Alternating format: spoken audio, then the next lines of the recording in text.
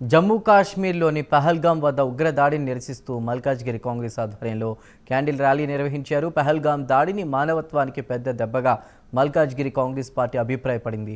ఈ దాడిలో అమాయకులు ప్రాణాలు కోల్పోయినందుకు తీవ్ర దిగ్భ్రాంతి వ్యక్తం చేశారు. ఈ కష్ట సమయంలో దేశం మొత్తం ఐక్యతగా సోదరభావంతో ముందుకు సాగాలని విజ్ఞప్తి చేస్తూ హిందూ ముస్లిం భాయి భాయ్ అనేటువంటి నినాదాలతో ఈ ర్యాలీ సాగింది.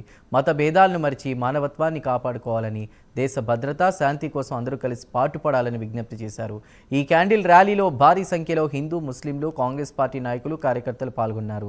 మాజీ ఎమ్మెల్యే మైనంపల్లి హనుమంతరావు ఆదేశాల మేరకు ఈ కార్యక్రమం నిర్వహించామని స్థానిక నాయకులు వినోద్ తెలిపారు.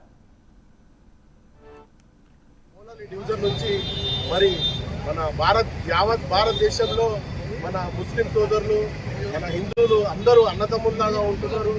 ఏదైతే పాకిస్తాన్ నుంచి వచ్చిన తీవ్రవాదులు దీన్ని వాళ్ళు ఏదో చేయాలని చెప్పి చేసిన దానికి వాళ్ళందరికీ మేమందరం కలిసి కట్టుగా ఈరోజు ఈ సమాధానం వాళ్ళకి ఇస్తున్నాం. అదే మన